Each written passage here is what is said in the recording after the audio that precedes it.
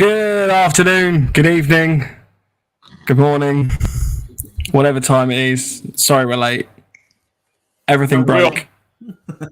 Are we on? Yeah, there's a few people here. No one else. Hi Andy, hi Rage, hi James, hi Danny, hi Nick. Did you say hi to me? Hi Andy. Hi guys. Yeah. No, there was that. Oh yeah, Andy, are you commenting on YouTube? Yeah, I was so bored. Late. Yeah, whatever. We're off, you ninnies. Hi Dale. Hi Dan. Well, look at this in How different are we- t-shirts. Look, black, blue, and yellow. How are we all doing? Well, Very well, yeah. bored. Yes, good. I'm glad we were quite late actually, because I also had a yellow t-shirt on. I'm glad I went and changed it now. I also had a yellow t-shirt on. Yeah. I went and changed that. Go figure. I had a blue one and I moulded into the background, so I actually changed from my blue to my yellow. It's a good job you didn't put your brick one on as well. Yeah, my half and half one. Yes. Hi Harry, Lads. hi to James C, hi Terry. Evening. Yes. So It's all to good. give you, so basically the stream runs from this computer in my house. It is my wife's computer. Apparently it needed an update, so it was updated. Which, because it's an all-in-one HP, so it's all in the screen. It always takes an age to start up anyway. But then on top of that, hi Steve, hi Danny. On top of that, it needed the actual updates, so that took a good 45 minutes. And then Norton. Oh, I hate Norton. Delete Norton. Why have you got Norton? Yeah, why have you got Because Norton? it's not my Norton is- computer. It's not my computer, and I just can't. I can't take something like, for example, I wouldn't use your computers and just start deleting programs. Yeah, I would. I'd Yeah, I delete would. Norton. So annoying. This makes it so much better. Oh, silly Gilly's gone with a low blow late, just like your stag duty. Yeah. All right, sunshine. Hi, The trouble with Reese. snipers, they're constantly on stag, literally just laying up in the bush. So it's not like they Yeah. expel any energy, is it really? Let's be honest. Well, I have a cheeky dig with the whole task force, because I know Woody on our team overheard someone from task force going, "Oh, I'm just so tired. I've only had 6 hours of sleep." And that is an actual thing that actually happened. That was actually said. Yeah. Hi, I Mike. believe it. Evening, Mr. Martin. Hello, sir. Yeah, Terry, fun times. Steve, Danny. we're all here now. Hey, it's all We're great. all It's all here. tickety boo. Just Bloody technology. They reckon it's supposed to make our lives better. I reckon that's a load of bollocks. I think it's stressful as fuck. Well, technology. literally. I know this is just going to be a 5 minutes. We're already 15 minutes or 20 minutes late, but 5 minutes of ranting. But I've got to make another drink anyhow. Norton, literally. So the computer booted up. I then have 5 screens, different screens from Norton, telling me how safe the computer was, completely unnecessarily. And then I go to open up. The internet's flickering now. Norton's hearing. Yeah, don't upset him. It's all along. You never had to upgrade your internet. It was just Norton all along. Of just like Yeah. Yeah. And then I go to open Firefox, and Firefox comes up with a thing that says Norton's protecting you on Firefox. I don't care. Who uses What? John Firefox? Dutch. Good evening, John. Oh, no, That's wrong. Firefox. So somebody commented last week about the stream was crystal clean last week. And apparently Chrome really struggles to run the stream. So we're now running on Firefox. So there you go. Oh, right. Fire. And Well, you're still, behind you're the still scenes. freezing. Hi, John. You're still freezing. Am I? Occasionally, yeah. You're still awesome. freezing. You're frozen now. Can't even hear what you say. Huh? What? Yeah, cool. Right, go on then. Let's go to Pew Pew News. Has anyone got any exciting purchases? No. I've Hi, John. got purchases actually. I'd like to talk about, which I thought was rather wonderful of me. I bought something for you two. Don't know why. Ooh. 'cause you're Oh, both yeah. worried. Oh, I yes. thought I'd share them with the Yes. team. So I bought one for myself, and I bought little Army Men keyrings from my Little daughter and son's dangly. school fete. It's like a little Lego man made of paracord. Army Man. There we go. That's very cool. There's one each for you two. Not that you deserve There it, you you go. arseholes. And I brought a special one. Now, this guy, I don't even know if he's in the chat. I don't know if Fresh Meat's on tonight, is he? I haven't seen him yet. He's not on yet. Well, so He's Fresh probably Meat's fallen asleep. has got a bit of a penchant for Baby Yoda. And on the same stand at the same fete, I found this little guy. And it is a Yoda paracord Yoda. So I thought I'd get fresh meat that because he's been a long-standing listener to the show. So it's a little treat from us to you, fresh meat. When I see you next, there's your little baby Yoda keyring. It's cute. Look at it. Can you imagine if you're in a survival situation and it's like, you know, you come out and it's like, yeah, what saved me was a toy soldier made out of paracord. It kept me alive for 3 days. Hopefully he doesn't find himself in a situation where about 7 inches of paracord will be useful enough to unravel it. Hey, don't doubt the 7 inches. Right? So I've got a gift for Dale as well from our private meet over at the forest. Well, just me and Dale on our own, because it sounds beyond creepy. There were others there. Dale got nicknamed King Louis for basically mincing around like an orangutan. So, Dale, this is for you. Your own little orangutan cuddly toy. So when I see you guys, you have gifts. You have gifts from me. And that is the end of my purchases for the week, girls and boys. Nice. I hope you liked it. That was very lovely. Very lovely. It was, wasn't it? Yeah, what a lovely start to a late show. It's already late. James C. brought himself a Yukon yoke for his webbing setup. Ooh, lovely. Nice. Webbing is the way to go, boys and girls, for a forest event, or if you've got to ruck in with your Bergen. Webbings. Although I could do with some help.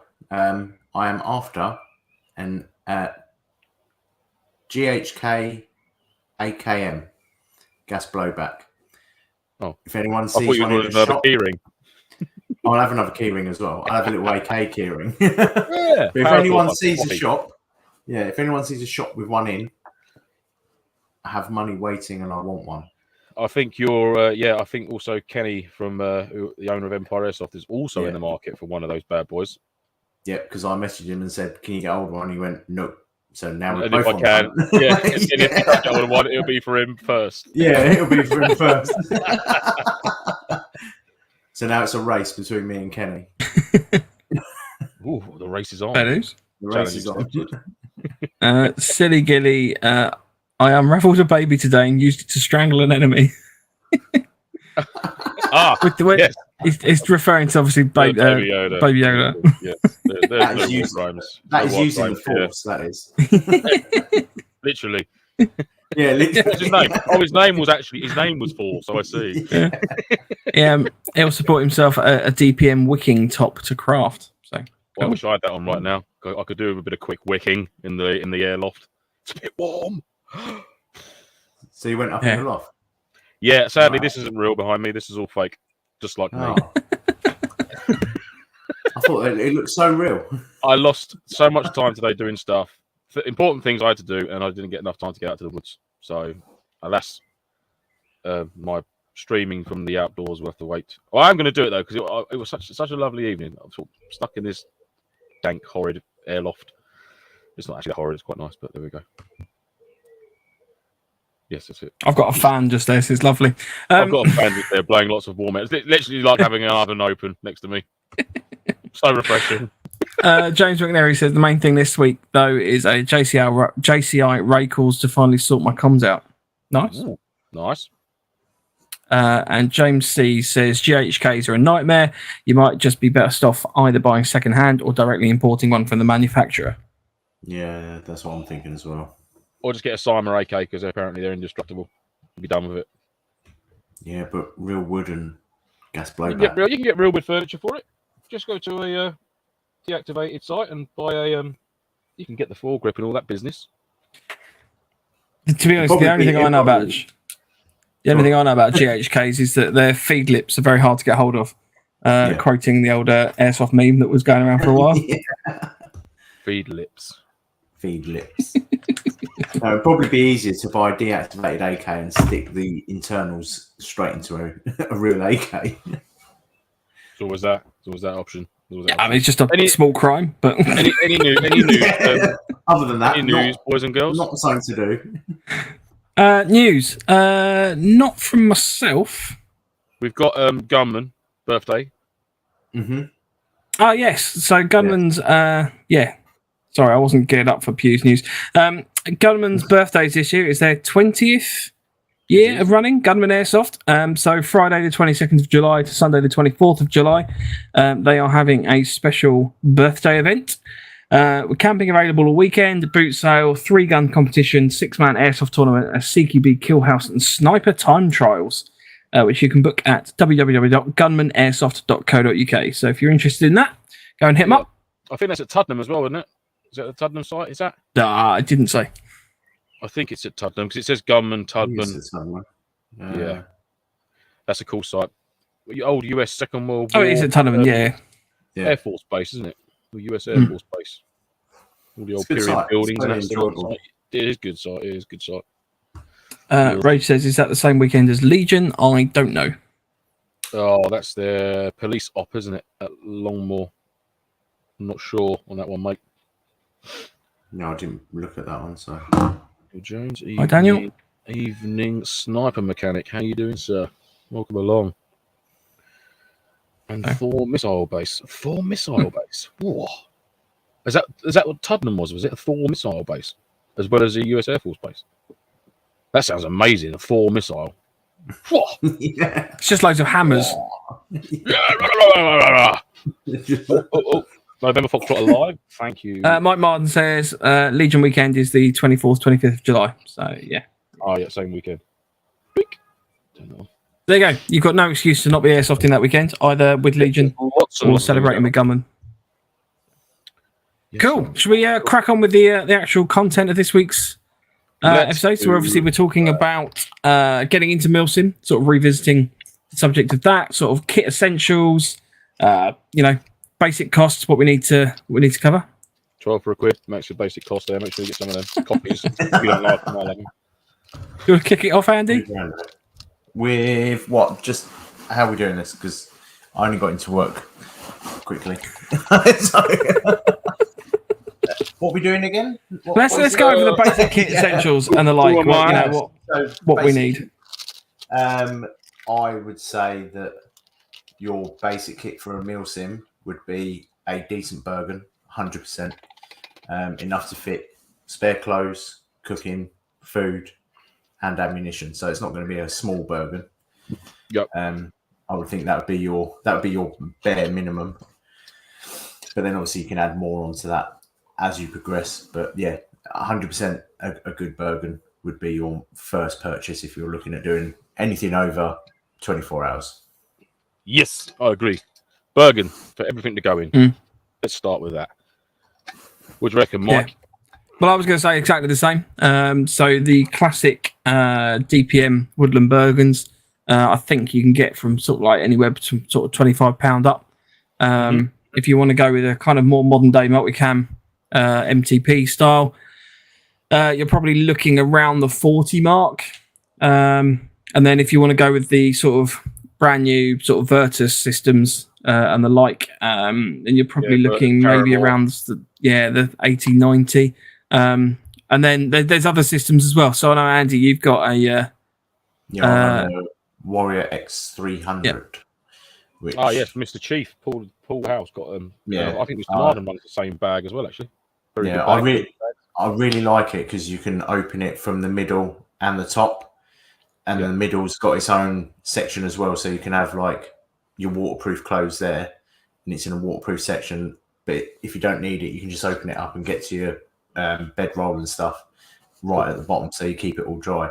The only thing that I would say is that they've put a weird silk lining onto the side pouches on the inside, so nothing ever stays where you put it. But I'm sending that to Mission Tailors to get out all cut out and have all molly put inside, so I can put stuff there without it slipping. That's the only downside to it. Hello, yeah, good James. bag. Oh, sorry, everyone.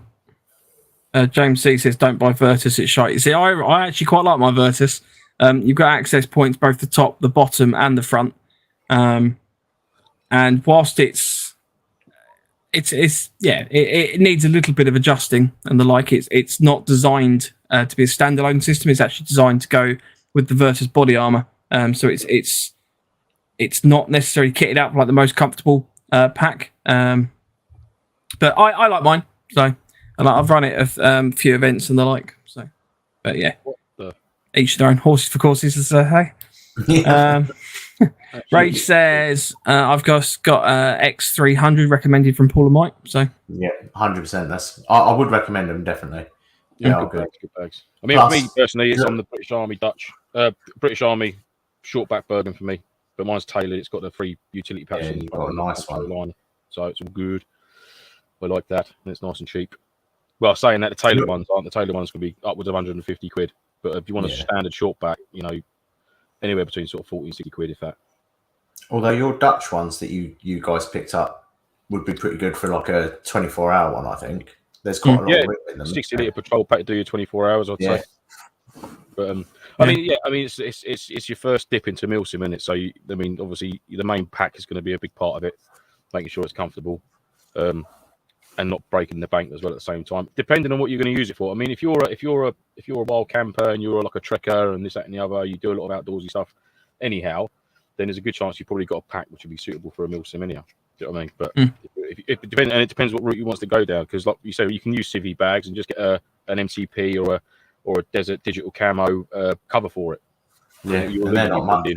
You know, so they're about 15, 20 quid, aren't they? Exactly, mate. Yeah, you can get. I mean, I'd recommend getting a bag cover anyhow, because if you literally get to a point where you've got to ditch your Bergen for a bit, you can just chuck a cover over it, sling it into a bush or underneath some brambles, and forget about it for a bit. You know, it's going to be waterproof when you get back. But so start off with a good bag, a decent bag, is your main bit, and then going on from there. Obviously, we're talking that of someone who's coming from Airsoft, who's basically got your battle loadout. You know, you've got your plate carrier or your webbing, or whatever it is you've chosen for your chosen loadout. Do you know what I mean? Whether that's, like I said, plate carrier, chest rig, webbing, whatever it is, belt kit.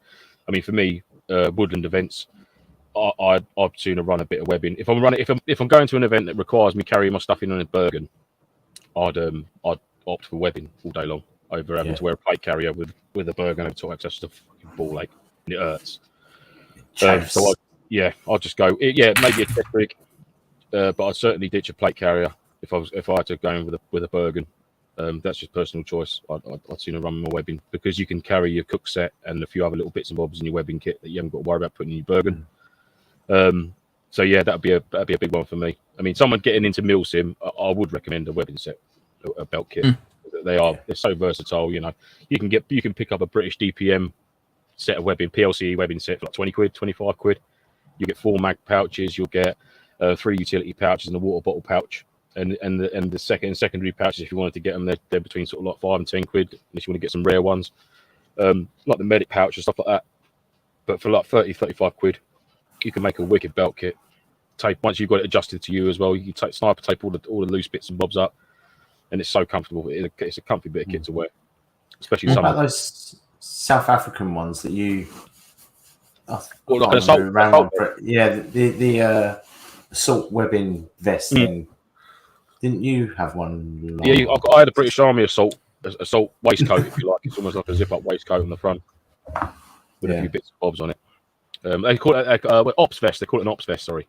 You can get an ops vest as well, which again you've got a nice free, just a mesh back, which you can sling a bag on. But then you've got to worry about the shoulder straps going over the pouches that'll be on the front. Yeah. You know, but shoulder straps are a bit. Yeah, belt kits. Bit cumbersome. A webbing set with Bergen into a woodland event, a rural event, if you like, would be the way to go. Definitely. I think the key point to make is that. So I'll just go pull up a comment from James C. So he says those air support Bergens are literally ridiculous. 160 litres of capacity. Don't just pack your bag full of stuff because you can. The number of times you sort of see people, and I've been guilty of this myself, but the number of times you sort of see people getting into MilSim, you just pack it, you're putting a list together and you think, oh yeah, I'm going to need that, I'm going to need that, I'm going to need that little comfort, I'm going to want that. You end up with just such a massive amount of stuff, and the more bag space that you have with you, the more you will fill. You know, it's the same as like houses and things like that. You know, the bigger the house, generally, the more stuff you end up having. Unless you're super efficient and stuff like that. So it's something to bear in mind. Again, with the PLCE kits, is just because you have all those pouches on you, you don't necessarily need to fill them up with stuff. No. You know, I mean, some events, yes, you will be. pouches aren't full up. No, I agree. But for example, you can obviously put your cook set in one of them out the back, can't you? I do, yeah, that's what I do. But Mate. If you're I run not. my webbing, I definitely have my cook set in my webbing kit. Yeah, but you're I not know necessarily it's going to need that with some events, are you? You're not going to need to bring your cook set out with you, so you're almost just adding extra weight. I like that. To run around it. Well, okay. I know. It's weird. Me and Ryan had exactly that conversation regarding like he wouldn't see a need for webbing at an airsoft event, whereas I like to use it. I'm one of them. I like to have some. I like to be safe in the knowledge that I've got like a couple of water bottles on me. I've got my cook set. I've got a meal if I need it. You know, I've got my rations. I've got my pyro. I've got my admin pouch with more bits and bobs and that in it. I've got it there. You know what I mean? That's just that. But that's just the way I like to play and sort of like take part is having. You get set in your ways. You know, it's a personal. We've always said this. You know, it's a personal choice when it comes to things that I take out of me. Andy and Mike might go, "What the fuck you got that for?" And then there might be things that they've got, and I'll be like, "No, that's not really top of mind." And it's completely personal choice. Complete personal choice. It's like me with the weighted plates. Not everyone runs a weighted plate, but I find I'm tempted to get one. I'm tempted to get one for the back, just to counter it a bit. Yes. See, I like them because plate carriers are designed to have weight on them. Exactly. So when they haven't got weight and you kneel down, it just goes like that. If you've got the weight there, it sits more comfy. But some people absolutely hate them. Like they don't run the foam or nothing. Yeah, no, I'm tempted to get a weighted like 2.5 kilo plate or whatever it is, 5 kilo plate in the back, just to pull. Because I do find that if that's the front of my rig, it does go over time. Where I don't run a camel back on the back of it, I keep it completely empty. My plate carrier. So I would like to bring a weighted plate in just to counter the front because I've got the comms in there, I've got my ammo, you know, bit of admin. So there is weight there you've got to have a counterbalance there regardless. You know, there's no way around it. You must have a counterweight in the back there. Yeah, you know, like a training plate or something is enough. Like training plate, block a marzipan, something like that. You know. Yeah, by the end of the event, it's all melted out the bottom. But you smell. Where's Lance? Follow the marzipan trail. You smell lovely. There's a trail of airsoft that's following my flute and my marzipan. Silly Gilly says, Lance, I heard you're a fan of the Novrich plate carrier. You could always get a proper solid block of steel and then cut the hexagons out of it. That'd be and that would strain, and again that would strain spaghetti, wouldn't it? Yeah, exactly. When is this competition of homemade plate carriers happening? Is that for our 100th episode? 100th episode. If you would like to enter our homemade plate carrier competition, I can't remember what we set the prize as. It does need to be able to strain spaghetti or something, doesn't it? I know Harry was sort of jumping on that as an idea. So the prize will be something quite. I've got an idea for the prize, but I'll discuss it. There we go. It'll be a meal out with Andy for an Italian. With spaghetti strained through the plate carrier. You have to bring it to the restaurant. Yeah, but we got to share a piece as well. Just going to comments. Matthew said, "Oh, I have the Virtus armor. I need to try Mike." Yeah, I've not actually tried the Virtus armor. To be fair, I generally just tend to run the Warrior DCS. I know that people have different thoughts on Warrior, but I like it and I've got it to what I want to do. So Warrior. But yeah, so the Virtus is designed basically to link with the. I don't really understand how it works. It's got some sort of like plate thing that sits in the back that links them together. So yes. Rach says the only bad thing about the X300 is the shoulder strap adjustment can dig into the top of your back if you pull the straps too tight. Don't pull the straps too tight, then. There you go. They won't dig in. But he's so manly. He's so manly. He just. Harry says I need a good 55 to 65 to both MilSim and my lad's DV. So the thing is, with obviously MilSims, it depends on the event you're going for. So if you're going to like a frontline event, which is proper full-on reenactment, you'll probably find that you need something that's sort of specific to the event. Most events, I would say that we've run Bergens or sort of running out of Bergens for the weekend. Generally, it doesn't really make that much difference in terms of what the bag is. Obviously, if you turn up with a bright yellow one, then you might get a few looks, but I would say you can always sort of whack a Bergen cover over those. Tesco's bag for life. Don't. One of them. Right. Yeah. Let's let's let's move on from bags. We've covered bags. Yeah. We've covered bags. We've covered the bag. We've got the bag. So the bag's been got. We've got the bag. But let's go into some. Oh, Harry, sorry, just quickly. Oh. Harry says I have the special fabric ready for a special NoFo plate carrier. Special fabric. Yeah. Yeah, it's troubling and intriguing in one. Sorry, Harry. I don't want to know what the special fabric is, but I do. It's just fishnet. A pair of Harry's old undercrackers with a that's got a perished gusset. Right, moving on. Let's talk about sleep systems. Yes. Let's talk about shelter systems. Shelter system first, and then we'll go on to sleep systems. So, basher all day long. If we just get into MilSim, get yourself a basher, and that's it. Basher and a ground sheet. Ground sheet, a few pegs, Done. and 6 pegs. 6 pegs. Paracord, jungle knots, ground sheet, and basher poles. And that's it. Yeah. Yeah. If you're in woodland. I mean, they're not necessarily. I would take basher poles on the basis that you don't definitely know you've got trees. No. If you've got basher poles, you can set your basher up. Event, you can string up between trees, or you can get some sizable sticks to make a couple of poles out of. But yeah, they're not expensive. They're not heavy. You know, they're a handy little bit of kit to have. Basher poles, a basher setup. So yeah, the sheet, the paracord, jungle knots, pegs. Even then, if you're in woods, you can use sticks, but you want pegs in case you're not in woods. And your basher poles as well, and your ground sheet, and that's basically your setup. And then I reckon you don't go down the route of I have had a couple of them, like Combat UK ones. They don't last very long. You're better off getting a surplus basher, British Army surplus basher, or a DD hammocks tarp or something. It doesn't got to be massive, you know. You want to DD hammocks tarps are very meltable. Just to let you know, 2x2 or the standard British Army basher is the way to go. Yeah. You know, you can pick them up from eBay. Can't you? You can pick them up from eBay, anywhere, mate. Any military store will have a 30, 35 quid. 30 to 35 quid for a basher. It's a wicked, compact's nice and small. There's no rolling up of it. You just stuff it into a pocket if you've got a bug out quick, and you're good as gold. For a shelter system, for just entry level to get into MilSim, I wouldn't worry about tents. I wouldn't worry about pop-ups and all that fucking stuff that can come later on if required. A basher.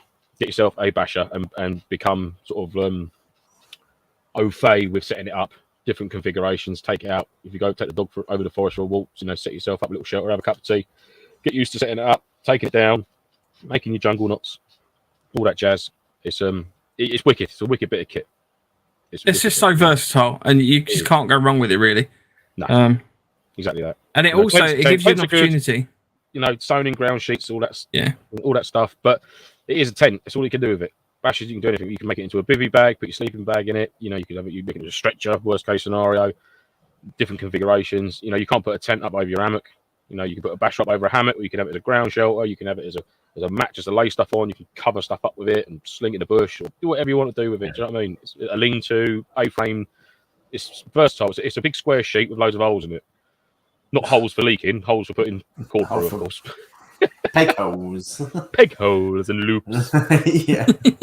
I mean, the fundamental thing as well is that, a lot of airsoft, you have often tend to buy stuff and then you go, oh, no, I don't really like that much. Yeah. I want to try that now. And that's a good opportunity because a basher you can't really go wrong with. It's not necessarily... No, but it's not necessarily the most comfortable night's sleep. It can be, but it's not necessarily. There are other options that give you a more comfortable night's sleep. But it gives you an option to go and see those, try them out, speak to people about them, sort of find out what other people are using. You can see them then as well, rather than just basically... Like you just said then, it's one of those things you'd buy a basher and further down the line, you might not use it for what its intended purpose is a shelter, a makeshift shelter or something. Yeah. But it's got other uses. It's a ground sheet, it's a coverall for anything you want to use it for. Do you know what I mean? But it's like bring a basher and bring a hammock into the mix, mate. You've probably got the best night's sleep you'll ever get in the forest. And I kid you not, you will have the best night's sleep under a hammock with your basher strung up over the top, nice diamond configuration, perfect. Really is. Must get a basher. Definitely. First shelter for getting into MilSim. Get yourself a basher. But it's like I still throw my basher over my tent. Exactly that. I'll put my tent up and throw my basher over it. It's still always used. It's always in my bag. Yeah, Well, I mean, we used a load of them at the Defiant event. Obviously, we were just sort of creating makeshift walls, Again, which turned out to be a bit. I'd say they melted because a lot of people threw pyro at them and then they burnt and melted and stuff. So, but for 35 quid or whatever, it's not really the end of the world too much. No. But it just shows how versatile it is. You can make a wall out of a basher. You can't make it out of a 2-man tent or a pop-up or whatever it is. Do you know what I mean? So, basher. First says, sorry, this made me laugh. Ray says, don't buy a pop-up tent unless you're going to a festival with the girls. That's why I bought one.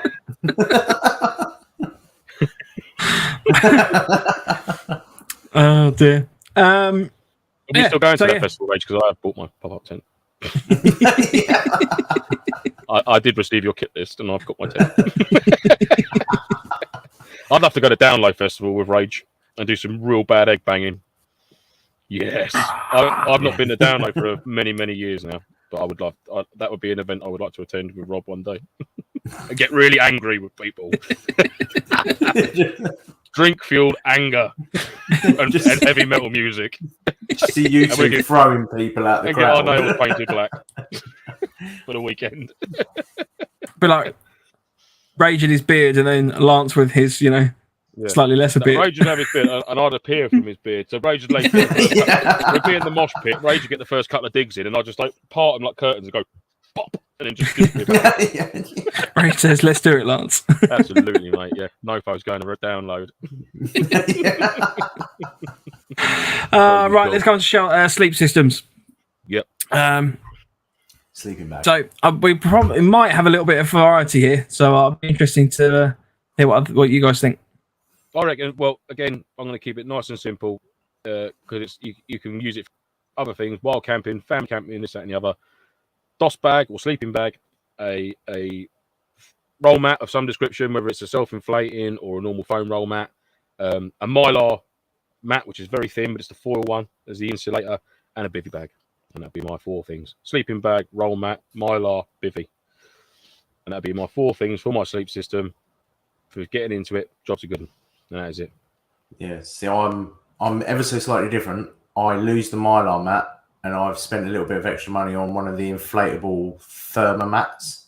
Yeah, therma. So they're, the ones that are all potted and everything. I've recently bought one of them. So, and that was really comfy. That was very comfy. A little bit more money, but it reduces the amount of stuff that you're carrying, and it literally a bag about that big.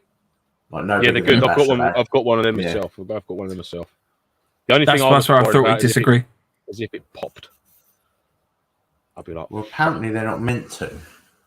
Well, they like. Give me a knife. No, obviously, if you stab them with a knife. Challenge accepted. Yeah.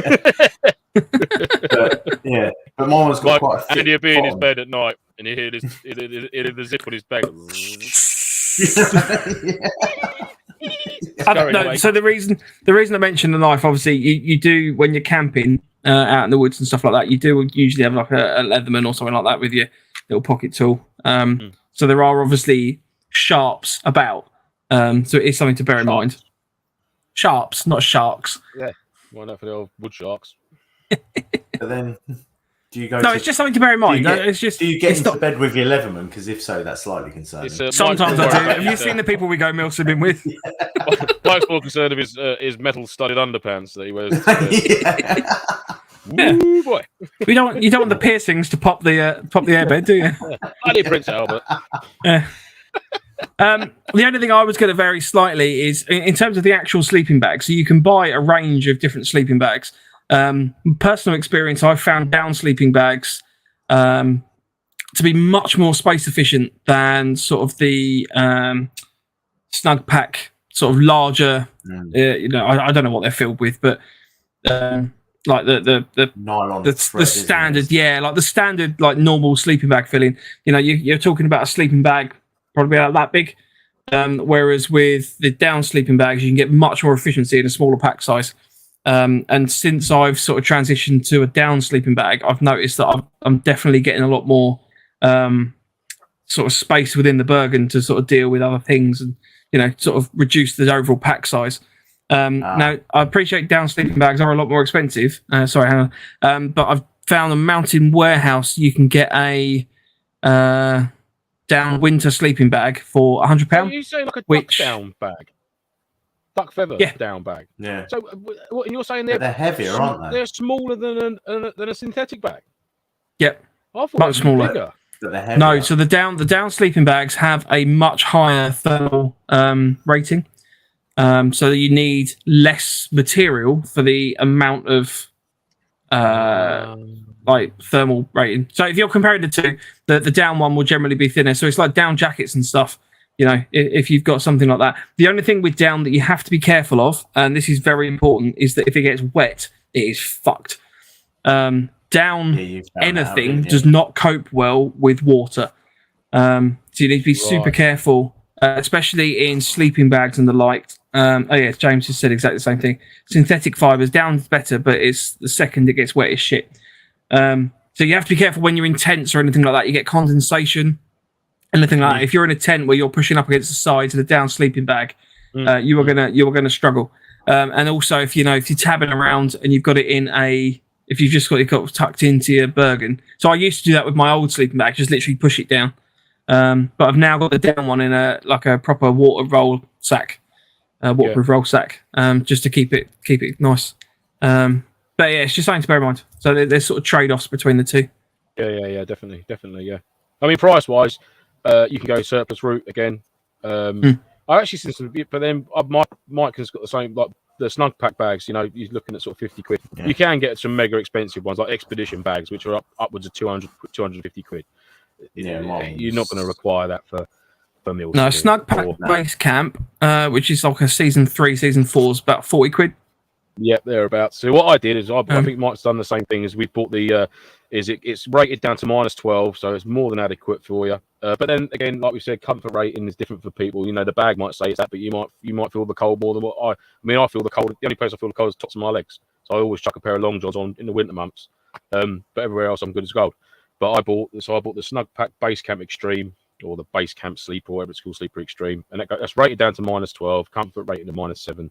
But because it was only like 40-50 quid, I bought the Snug Pack Jungle Blanket as well as a secondary. So if I know it's going to be like proper cold, I can stick the jungle bag inside it, double layer it up. You know what I mean? And that's still me sleeping in just like pants, t-shirt, no trousers on, sort of thing. Let the body heat fill the bag up. You know, because a lot of people I've made that mistake before of getting there with my softy trousers on and still being really cold at an event. It was all snow on the ground and that. But as soon as you get in there, it's cold when you first get in, but then we always say, get a hot drink down or a hot meal before you get in your bag. Your body heat just fills that bag up straight away, and you're toasty, like you're proper toasty. It's nice. So that's I went down that. When I started, I made the mistake of buying that Special Forces -40 sleeping bag. Absolutely brilliant in the winter. Don't even feel the cold. As soon as you get a slight degree higher than -40, you sweat your testicles off, which is not you don't not so much get a sleeping bag as you get born. Like Whereas like like a Ace Ventura coming out the rhino. It's that heat haze. Yeah. Out the head of the dust bag. It was like the at the last event. I've forgotten where we went. Where did we go? My brain's gone blank. Dog tag. Dog tag. I just opened up the zip, fully opened, and just threw it over like a blanket because otherwise I'd just be absolutely sweltering. Yeah, plus we're in and out every 2 minutes. That's where it's super important as well to have a good sleep pad, or in terms of the system under you, because ultimately when you're laying in a sleeping bag, you are compressing all of that insulation underneath you. So you lose a lot of sort of the thermal resistance there. So if you get a good sleep pad, or as Lance said, like the Mylar sheet or anything like that, the more sort of build up that you can get underneath you, then the warmer you'll be, and you might end up using like a sleeping bag as just basically a blanket. But I always take just to echo Lance as well with the jungle blanket. Always take one of those, because even if you're not sitting in the tent, or bash or whatever, you might be just sitting around a fire. Jungle blanket's just really good. You just wrap it around you. You can use it as a backup sleeping bag. You can use it as extra warmth. Again, it's just one of those versatile things that you can just do lots of things with. You're a big fan of the Whoopee blanket as well, Mike, which is again, it's a very I- similar thing to yeah. a jungle blanket or jungle. Yeah, sleeping so bag. Miltech sell through Military First something called a poncho liner. So basically, like it's not the original Whoopee, but it's based on the US Army Whoopee. And I have loads of those. I've got a few of them tucked in the car and stuff. But the jungle blanket compact's a lot smaller. So the Snug Pack jungle blanket, it's got I think it's only like a 20, 30 quid, something like that. But again, it's smaller. It's actually bigger than the Military First Whoopee or poncho liner, whatever they're called. I've got like some's got antimicrobial coating in it as well, and it's just a little bit warmer. So yeah, highly recommend those. Definitely get one of those. Mm-hmm. Yeah, cool. But for sticking in with them, like for first getting into MilSim though, I mean, I'd say that the jungle bag and the Whoopee's not essential bit of kit, but definitely so your basic DOS bag, sleep mat of some description, bivy bag are a must. A minimum then 3 things. If you chuck a Mylar in there, or you want to get a self-inflating one, which sort of cancels out the Mylar part of it, that's the type. But you must make sure that self-inflating mat has got those insulating properties within it. It can't just be like a normal air bed, because you've essentially just got -7 air in there if you're in the winter months underneath your back, which is going to do you no favours whatsoever. It's got to be a thermal heat mat. It can't just be a self-inflating mat, because that means nothing. Because it's self-inflating means nothing compared with it when it comes to installation. So just be careful with that. One thing that I would personally never go without is one of those really thin cotton liners. Yeah, so very good. If you've only got like 5 minutes to get some kip or something, or like 10-15 minutes, you want to get some shut-eye, you can literally throw yourself in the cotton liner, throw yourself in the sleeping bag. You don't even have to take your boots off or anything, and you're not shitting up your nice sleeping bag or getting that wet. Yeah. So I always carry two. I always carry 2 of those in my bag, and they're about that. They crush down. So I think it's a British Army Arctic bag liner.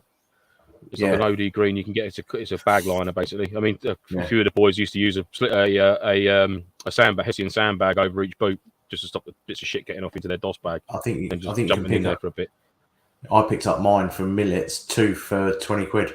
Yeah, cheap as chips, mate. So, they are cheap as chips. Yeah, they're nothing. They're literally just a cotton condom, basically. It can be a ball like to wash your DOS bag out, but if you're essentially just washing a bed sheet, you take it home, give it a shake out, sling that in the wash, happy days.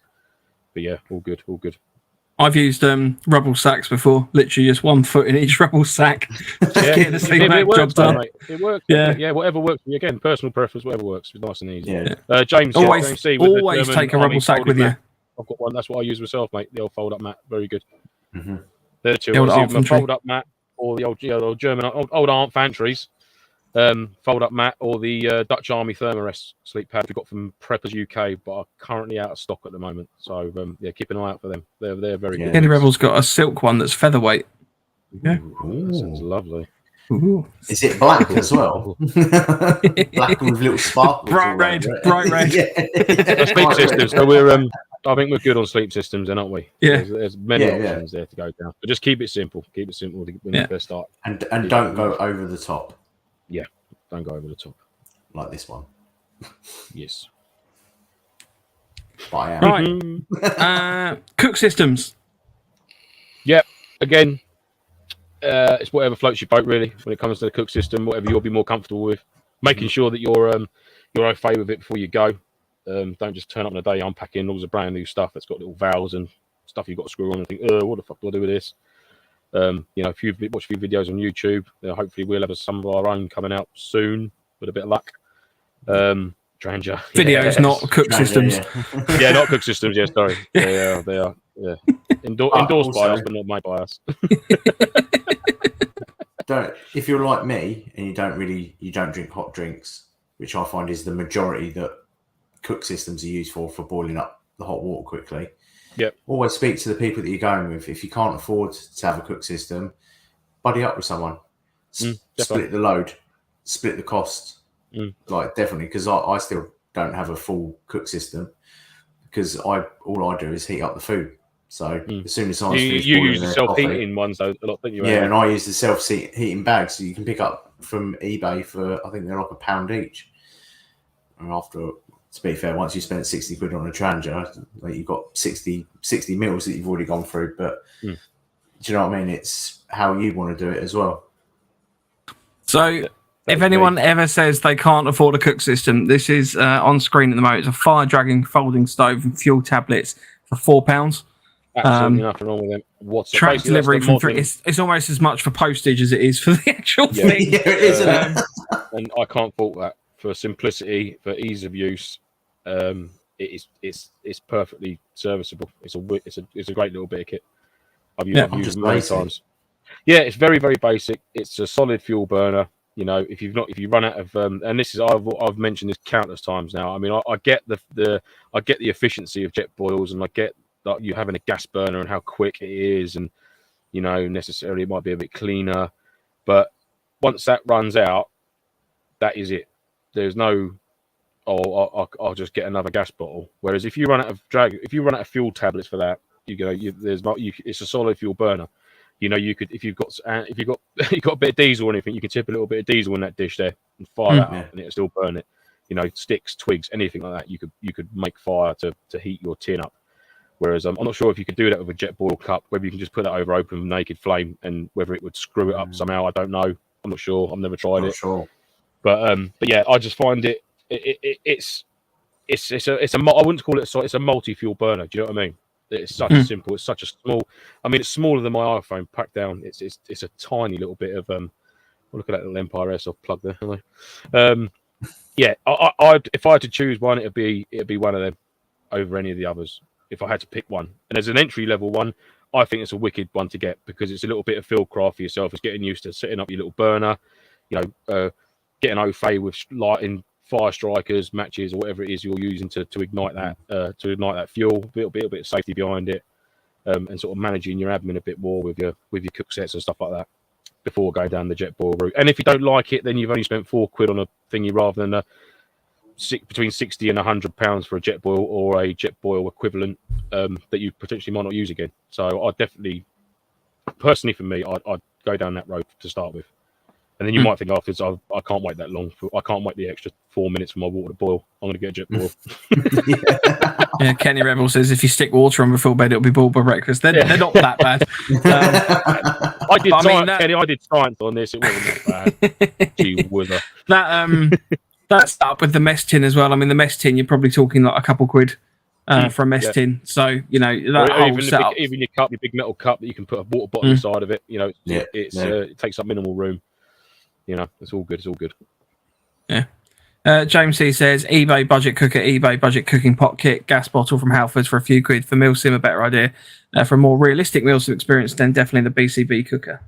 Yeah, definitely. Yeah, again, it's personal preference. James, he's absolutely right in what he said there. You know, I know my brother-in-law who demobbed now, but he's like when he was in, and obviously he was an sergeant instructor. The boys weren't allowed to take jet boils and out and exercise in that room because he sort of instilled that little sort of lazy soldiering sort of thing. So if you're out on ops or you're on tour, it's a different story.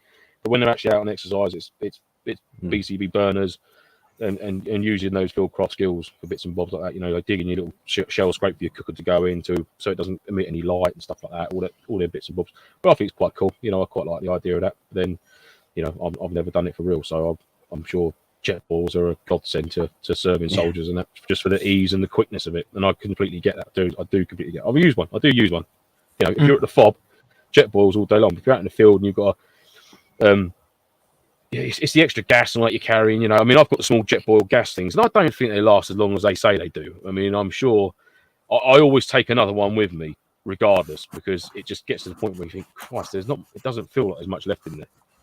So I'll always 2 seconds. I've got a really interesting little gadget I just want to talk about very quickly. But yeah, so Andy, so you've got no cooking set whatsoever at all, then, apart from your heating pads? No, I literally just use the heating pads. They because I only really use them for hot meals, and they fit the Wayfarer packs in. They're fine.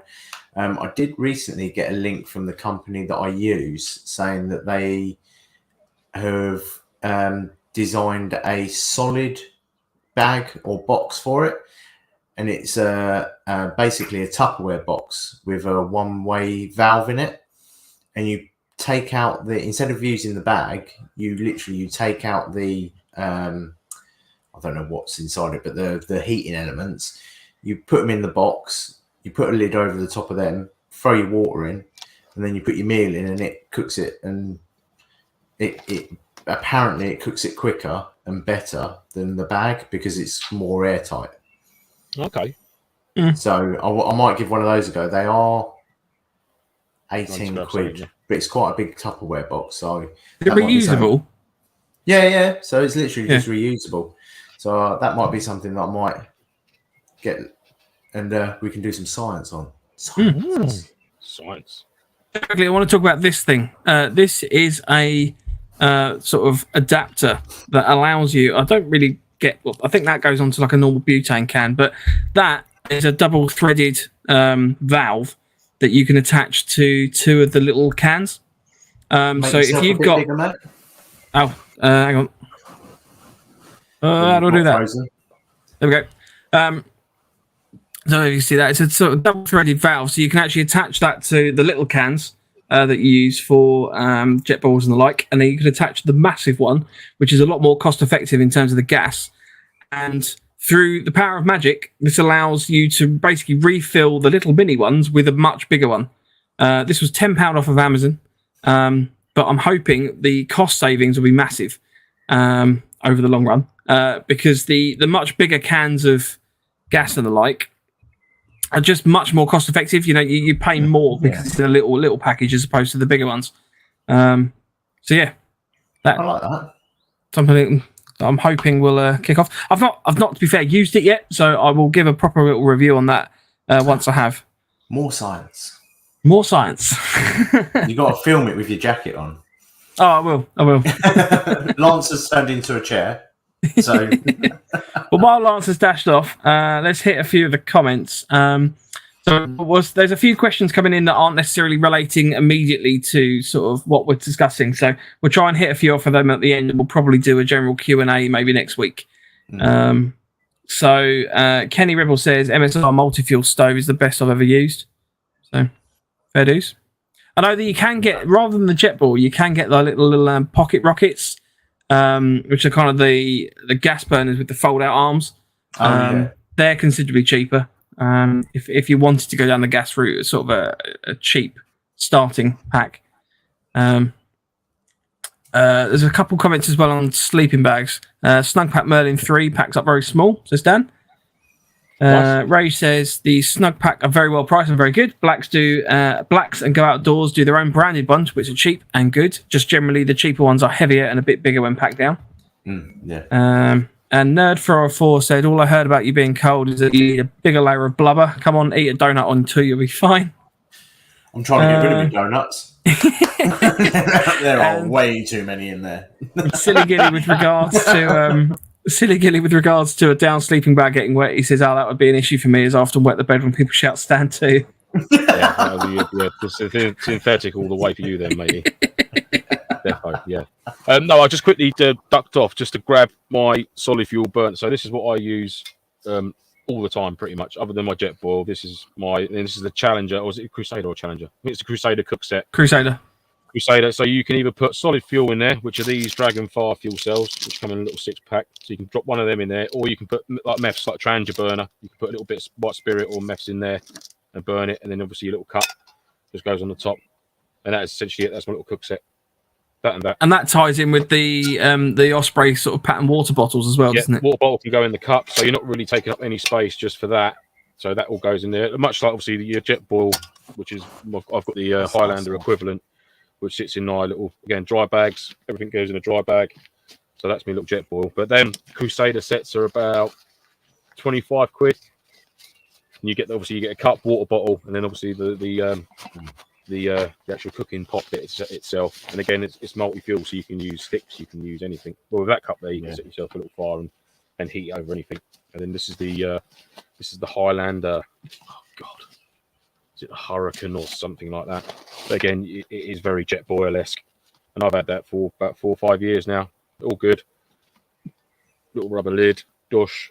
Keep a few chockies and a few coffees in the top there. 1, it stops the can rattling about, and 2, I've always got a hot drink on me if needed. So I'll keep a a few sachets of drink, one can, which I sniper tape up or put it inside a sock, which was Wayne's little tip, just to stop it damaging the inside of the cup. And then you've got your regulator, and that all sits on the inside. So again, can screws onto there, little stand in there, so that stand bit comes out, goes on the bottom. And that's it. I think there's a 45, 50 quid, something like that.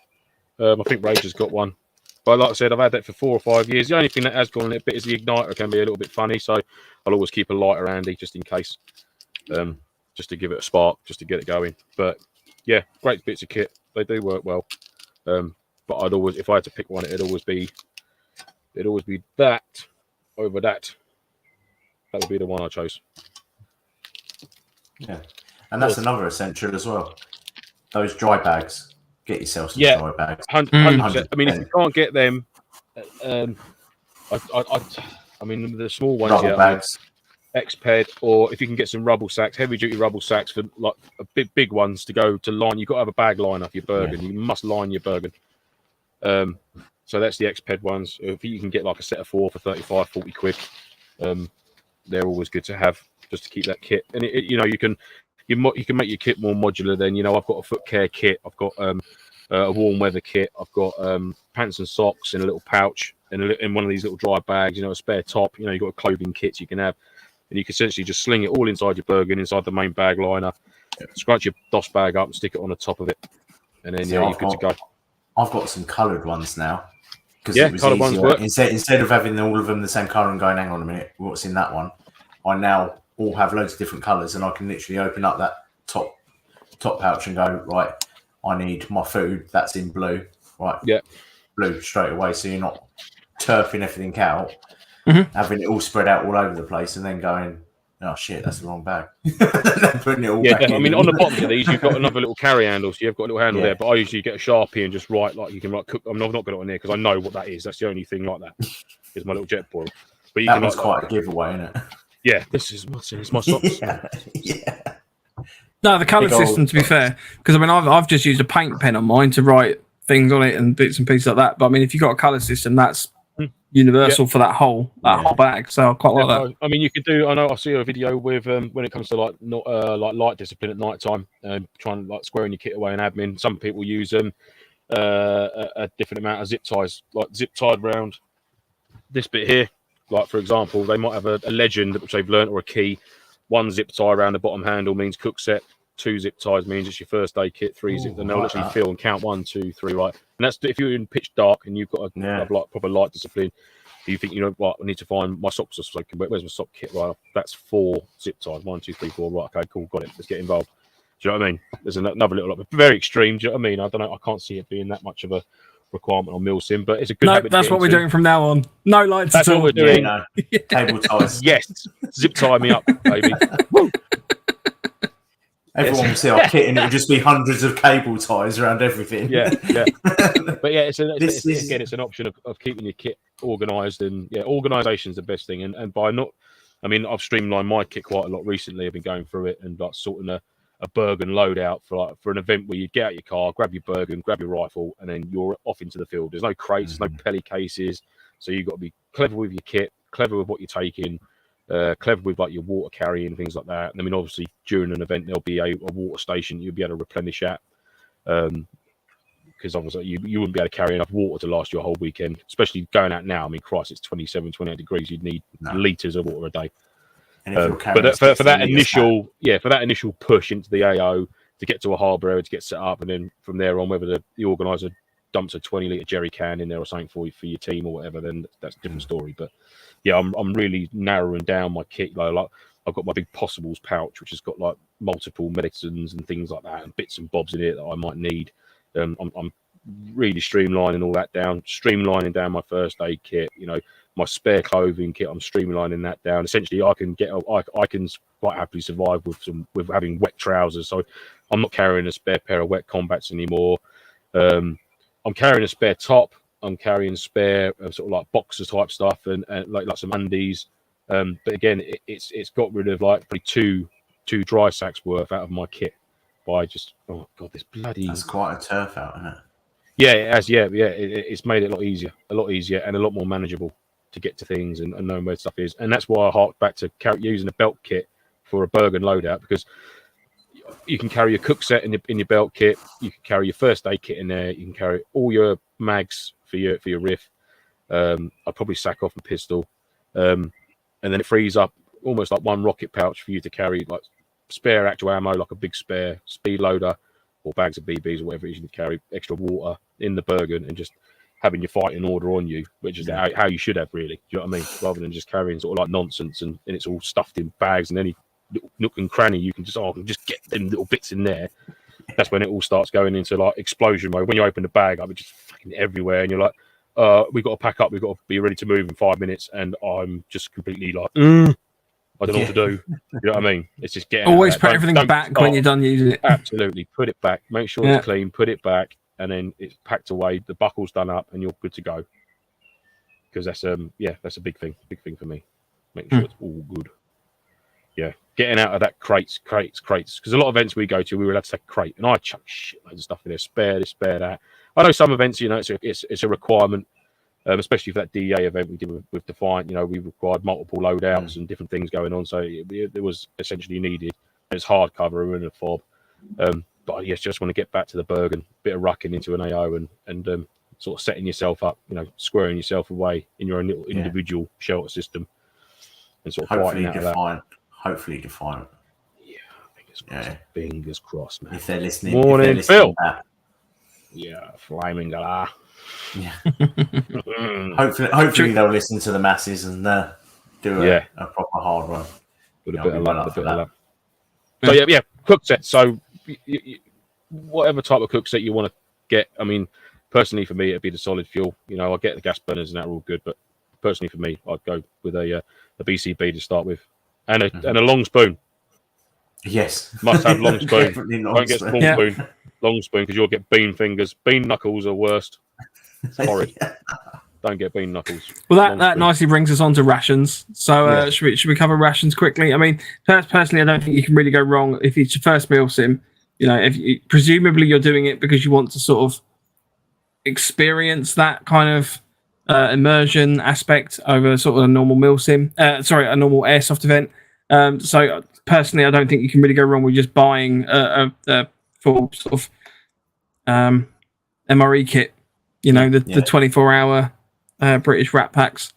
If you don't want to go down that route, just get some camping food. You know, just anything that you can get in millets or the like. Wayfarer meals and things. It's all good stuff. Wayfarer I enjoy. Yeah. You know, definitely try. One thing that I would say. Go on, mate. Sorry. No, I just said try it before you make sure you buy yourself a couple of meals and try it out and make sure you're au fait about how to cook it and stuff before you go. Rather than it's testing it out. You know, make sure you. The one thing that I would say would be at some point in your MilSim career, probably towards the start, would be to at least try a couple of American and a couple of British and a couple of Polish proper MREs that you just open up, and that's got all your food in it, because it is part of the experience. I think, like my first MilSim, I was running US rations, and I got to admit they were a bit, shall we say, claggy in certain areas. But the first MilSim, it was the best event. Oh mate, yeah, I opened up my first ever British ration box at Airsoft MilSim, if you like, and what was staring back at me? Packet of biltong. I was like, oh my, never had one since. I've never opened a box since, and there's been a packet of biltong in there, but there was biltong in this ration box. I was like, fuck yes, mate. Mine was peanut M&Ms. I opened it up and went, what is this? They give good sweeties, don't they? The Americans MREs give good sweeties. Yeah. I've had a Yorkie bar, and I've had a biltong was my was the big jump out thing at me. I was like, oh, hello, Yorkie bar. It's usually a jet black cereal bar with multiple things inside it, which sound like it's from a lab, but it tastes cereal. It tastes cereal enough. Rage disagrees. He said, take food you know and you like, and always take a treat. Nothing cheers you up more than weather turns to shit than nice food and treats. It's fair enough. I mean, it just depends. Trying to keep it as a cheesecake. For me, it's the gatto. Just with pavlova. It's gone all over. Yeah. Mine's the tiramisu. You can never keep anything up. Yeah. I get that. Yeah, bro, absolutely, mate. 100%. A treat, a little bag of morale, mate. Some treats and sweets are always good. They're always welcome to any team who are out in the pissing rain at night. Yeah. Anyone want a sweetie? They're like, Joe, yeah, I really do want a sweetie right now. Someone, I can't remember who it was, but someone, I think it might have been Tony, just randomly brought round a bag of Werther's Originals. And I haven't had a Werther's Original in years, and it was the best freaking sweet I've had. Yeah, it was. It's amazing. But then again, like that's the same thing with buying the, say, American and British ones. If you enjoy that side of things, you never really know what you've got in it. So when you open it up, you also get that bit of excitement of, oh, what am I going to get? So it's how you want to do it. Yeah. For me, I get the excitement of opening it up and going, oh, I got a Mars bar. And it's quite, back when you're at home sort of thing, it'd be like, but it's suddenly like the mindset completely changes and you're like, oh, it's a Yorkie bar. Oh, yeah. You know what I mean? Like, Christ, you've been here for like 3 hours. Yeah. At home, you have multiple treats. Just because you're squeezing peanut butter into your mouth like it's friggin' nectar. Like, nobody can do it. He's the only person that I know that can make peanut butter look sexual. Just for pouring it, he's like that. I saw Biscuits Brown mentioned there in the chat, and that's a toilet roll saver right there. If you want to save the trees, eat Biscuits Brown, because I guarantee you eat a packet of them Friday morning, and you will not require the throne until Sunday afternoon. And it's a good way to go, I think. Biscuits Brown's with fruit. I actually quite enjoy them. Biscuits Brown, always good. Yeah, Ray says, but if you never try one, you get a shit one. Don't get a vegetarian one. Unless you're vegetarian, of course, then get a vegetarian one. But if you're not, if you're a meat eater like me and you get a veggie one, it's a real disappointment. And you're like, bugger. If you're a veggie and you get a meat one, that'll probably be just as much of a disappointment, to be fair. Stick around the meat. Yeah. Just before we move on to lighting, Les, can you just explain, Mike, can you put the link up on the cock burner, please? Because I don't know what that means. Yeah, we don't want any of that. Especially when I'm assuming that's a typo, but if you could just let me know, that'd be great. No, it probably wasn't, though, Les. Should we jump into lighting? Yeah. Again, from my point of view, very basic. A simple head torch with a red filter and can be a white filter, multi-filter, whatever you want to call it. A handheld torch. Again, it hasn't got to be like mega lumens. It can be a nice 90, 100 lumen. My little O-light one would be more than sufficient for us for a MilSim event. And obviously then your choice of weapon mounted light, white light or whatever it might be. Yeah. The police are coming to get somebody, then it's not me. It's not me. Coming to get Andy because he's a bad boy. It's Hertfitshire. It's Hemel Hempstead. Because Andy's up north. This is normal. This is Yeah. That's the ice cream van, isn't it, round your way? Yeah, with the shutter down on the front. Yeah. Just get all the kids running out. Just doors open and a box gets chucked out. Go. Don't worry about the money. Keep it. Fuck it. Go. Just leave me my will. Just to bring us back to head torches and I highly recommend trying to find one with a red light first. So if you can't find one with red filter, if you can get red first. I know Decathlon sell them. It's sort of their basic range. They do a red light first one. Yeah, that's good. Yeah, because they're quite rare to come by. Yep. So I generally, every time I go to Decathlon, I buy one of these because they're not the best head torch in the world, but for I think it's like 10 quid, something like that. It's useful just secrete around your kit and something, and they've definitely always got one.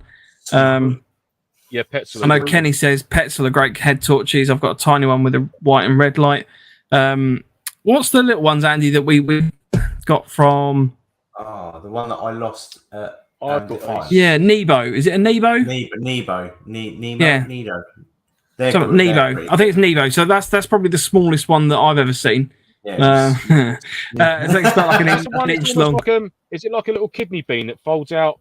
It's got like red, white strobe. It's like a black little kidney bean shape. Black and orange. Oh, mine's slightly different. I'm not sure if mine's made by Petzl or Lead Lenser. I always keep it in my first aid pouch, just as like a little emergency get to. Oh no, it's different to that. No, Yeah. mine's I smaller need, than to that get, one. I need to get a new one because I actually really did like that one. Oh, that's frustrating. Um, I'll get to my first note. So they're quite good. The only thing I would say is I found the red light on this to be absolutely crap. So I Each wouldn't one's recommend quite these bright. personally. The white light's fine. It's got a green light on it, which is quite helpful. Well, not helpful, but it's You want to be a different. traffic light? Yeah, see, on But the red light I didn't find to be much use at all. So Yeah, See, on I mine, mean, the green light's crap. On mine, the green light's crap, but the red one is really bright. So there's obviously a little bit of inconsistency there. So it's also white first as well. yeah. Pop I think is it silver or silver? I think it's still SILVA head torches. I think it's silver or silver. I can't Silver. read mine very well. Yeah. They do a red aspect first, which is quite a good torch. I've had that for many years. But yeah, a basic head torch, guys. I mean, it's a head torch, Christ. Handheld torch of some description. Again, it's not got to be mega lumens. No. I mean, for me personally, lead lenser is a go-to one. You know, a lot of people say O lights seem to explode, but I've never experienced it. I've got 2 O lights. I did have 3 till I lost one, which is very frustrating. I didn't lose it. I left it somewhere magnetized to a bunk, a cockpit. I think it's probably easier on your subconscious if you've lost it, isn't it? Yeah. I've lost it. No, you donated it to some poor sap. I donated it to sleep in there. I donated it to a soldier who slept in my bunk at long range and found it. So, but hand torches, you can't beat the old L-shape military hand torches. Oh, little angle lamp, yeah, they're just little angle good. lamps. They hook onto you if you need to hook them up. A lot of the later ones, they do actually have an adjustable dimmer on them, so you can put it on. And when you're looking down in your kit, you don't need 6 million lumens to look down in a 2 centimeter spare. That's it. You know, that's exactly that. It's done. Andy's hit the nail on the head there. When it comes to head torches, you're not searching for someone who's lost in the forest. You're looking for a pack inside you, but you're looking into this cup to make sure it's cleaned out. You're looking for something inside your Bergen. You know, you're looking at a little map in front of you. It's not got to be. You're not got to wear the sun on your forehead. It's a nice, small, compact, low lumen, long life battery lasting head torch. Simples, absolutely simples, and that's it. And then obviously your choice of weapon light's a different story. You know, you want to throw a bit of a beam out there, but again, it's not got to be 1,000 lumens. You know, 350, 400 lumen throw is more than adequate for a light on a rifle, an airsoft rifle. Put it that way. I disagree. Mainly because mine's ridiculous.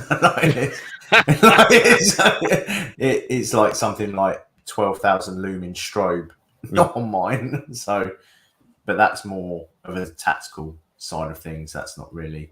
It's like a Defiant. I took it off the gun and I put it on strobe and put it over there when we were in that firefight at night, and they kept shooting at the torch while I was over the other side shooting them back. It's exactly that, you know.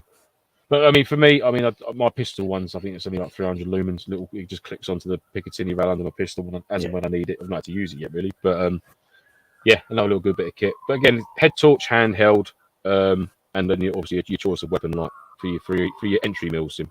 I mean, happy days. You know, definitely. There's multiple weapon torches out there. You know, you've got your Sawflies, you've got your O-Light Warriors. Mike, I don't know what one your ones are quite. I've got a Claris XT10. Yeah, Andy, what do you run on your weapon for your choice of light? Mine is a O-Light. I think it's an O-Light Warrior, like you said. It's the Streamline one. Oh, okay, is it? Yeah, I think mine's the Surefire Scout. I think I've got that from Paul the Chief, the man, the legend. That is Paul the Chief. And great bit of kit. You know, little pressure pad thing. Happy days. Yeah, I mean, I think if you're starting out, definitely just focus on your head torch and your kind of like handheld. You know, I mean, because you can end up paying a reasonable amount of money for weapon mounted lights and the like. I mean, ultimately, you can always just get a torch and duct tape it to your rifle if you really want to. Yeah, I mean, absolutely. You can get quick release Picatinny ones now. It's literally just a thumb clip, and it just clicks off your Picatinny rail, and it becomes a handheld. You can clip it back on, and they're very low profile. You know what I mean? You're not going to worry about it too much. So that's a good. My IR lamp for my riff is a quick release, so I can take it off and put it on as and when day night drills and stuff like that. So. But then peg boxes, most of them come with a half decent light in there now, and that's pretty much all you need, because you only really put your light on when you're either engaged and you're trying to you're trying to blind them a little bit, not blind them, or lighting up targets. You're just trying to lighten up stuff targets and stuff. You don't really need that much. I just like the 12,000 lumen strobe, which I can't use. Yeah, but you can't. I do have to check with every marshal though, because it in half do that. So every game I always say, look, have you got anyone with epilepsy? Because otherwise I won't use it. Yeah, exactly that. Yeah. That's just a dick move. So if you do have strobe, obviously make sure that you can use it, because you are there to look after other people as well. Yeah. You don't want to be same as lasers. Always be careful of lasers. Yeah, and IR lasers as well, because that's like a blind burner, isn't it? Really, that will literally you can just burn somebody's eyes out with that, and they wouldn't know about it till it was too late. They're like, I genuinely can't see now. So yeah, be very careful. Avoid green lasers. Green lasers. Yeah, and then you've got whether you choose to get some chem lights and that for to demarcate areas like in and out of your harbour area, or for urban environments. I believe they use green for room clear, or blue for room clear, and then red for a hazard in the doorways and things like that. So depending on what you're going for first, what sort of event it is, just be mindful of what chem lights indicate or dictate what hazard, or whether there is no hazard. And how you use them. I always find that those little night fishing float chem lights are very good for make myself a cheeky little coffee. Excuse me. Are very good for putting them in your back of your boonie hat if you're going out on patrol at night time. Just you can literally electrical tape it up to just literally got the tip showing, and that's more than enough for the guy behind you to see. Just a little yellow glow or a little red glow, whatever it is you want to use for your section. You could coordinate with other sections in the task force side to say, well, we'll be nighttime, we'll be green section, you'll be blue, blah blah blah, and then you can sort of always pick out each other, or whatever the case might be. Is always a good one. There's that lad that was using them at Defiant, the little ones, the little quick release ones, and he takes one to his finger. Yeah. His index finger. He take one to it, so you could just see the top. On night vision, you could just about see it. So, but if you were behind him and he did that, you could see it, and you could stop, which I thought was quite a kinky idea. That's what I tell the wife as well. What? Just the tip. ET's coming home. Let's jump into welfare items. So what do we think? Someone who obviously never been to a MilSim before. What basic welfare items do they need to bring with them? Wet wipes. Oh, yep. Wet wipes. Yes, wet wipes. Portable charger for me. I'd say first aid kit. Definitely a little individual first aid kit. That should be a given anyhow. You should have that on your loadout from skirmish days. Everyone should be carrying a small personal first aid kit. For your basic skirmish loadout. But not just filled with plasters. Obviously, consider things like Rennie. The number of times I've had to dish out Rennie to people. Specifically. First I'd go specifically for your personal first aid kit first. Things that are for you. If you don't suffer with indigestion and that, then I'd have Rennie in that in a secondary, like my possibles pouch if someone needs it. But after eating 2 days of rat packs, I always suffer. You'd carry them like Dan in our team. He always carries Rennie as a must. You could look at Onion and just fucking heartburn attack him. Yeah. Look at a sausage roll and he's like, oh god, I need Rennie. Comes it up and sprinkles it over it before he eats it. It's fine. But yeah, it's definitely a personal first aid kit, personal to you, and whether you need some sort of allergy tablets or anything like that. That's what it needs to be, and you should be carrying one of them for skirmish Sundays, for any day events, anything like that. Not just because you're getting into MilSim now. I need to carry a first aid kit because I get injured. You get injured anytime. So one in the car, one in your little bag. If you go down the beach, you should it's a tiny little thing you can be carrying it, which will, especially with kids as well. I've got kids fucking cutting themselves and nonsense happens and need a plaster. And it doesn't. It makes them feel better. Yeah, I've hurt myself. I need a plaster. Where have you hurt yourself? Yeah. There. There's nothing there. There is. I'll get a plaster. Yeah, go down on the beach. I got minion plasters. I'm going to genuinely cut myself now and not have a plaster because I've made you feel better. Fuck it. And I'm going to have to sit like that. Yeah. Rage says also, if you have a pre-existing condition like diabetes, epilepsy, and so on, tell people where you keep your rescue meds. So that's obviously important. Big shout. Shouldn't it? Yeah, Was it? the event. Isn't it as standard? It should be in your right pocket as a standard. So if someone is having a, I've heard that right up as. I always thought it was right pocket was Yeah. what I always got told. On your right side, burn gel, pyro, burn stuff. Yeah, again, it's got to be site specific and task specific to what you're going out with, mate. Yeah, so burn gel. Yes, Harry. Pyro burns suck. Pyro burn suck, Harry. Yes. Make sure you carry your pyro in a designated pouch, not your pockets and your trousers. We have spoken about this before, haven't we? Harry.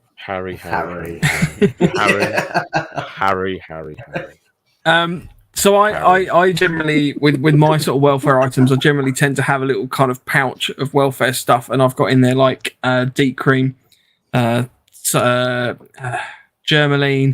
working hands, all sorts of like chapstick and stuff like that, because it's all little things that ultimately, you know, I've just sort of crafted over the number of times I've been and then gone, it'd be really helpful to have something like that in there.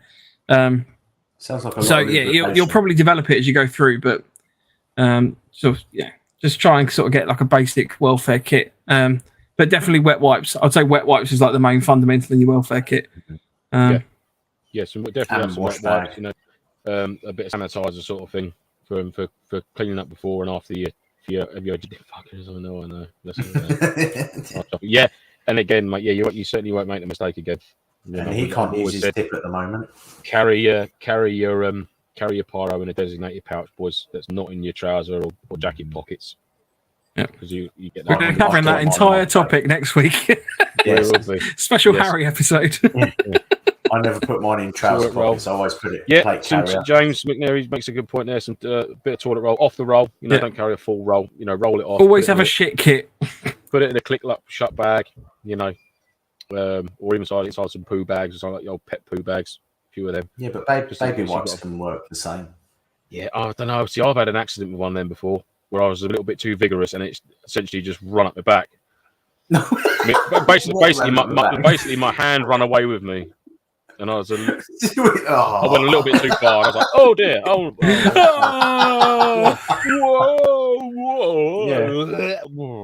Come on, you've all done it. Yeah. Don't be like that. So, from someone that has experienced the lack of toilet roll and lack of wet wipes when needing the loo, and it's, you know, you're on a proper MilSim, so you're not like, you know, diving off to a porta cabin to go to the toilet. You are literally digging a hole. Definitely have a little shovel. Or you and definitely take it up, take it with you. Yeah, and definitely bring wet wipes and toilet paper. Just do it. Have a little shit kit. That's what I call mine because it amuses me. Just have it there all ready to go. Mm-hmm. It's good. You got to. What colour? What wet bag do you put that in? Brown. Yeah, man. No, after eating 2 days of Rat Packs, it's the bright orange one, isn't it? Yeah. I put mine in a clear bag so I can analyse it after. Clear bag, so you know which one it is. Oh dear. Admin. Should we talk about admin? Just sort of general admin. Yeah. Bring a watch.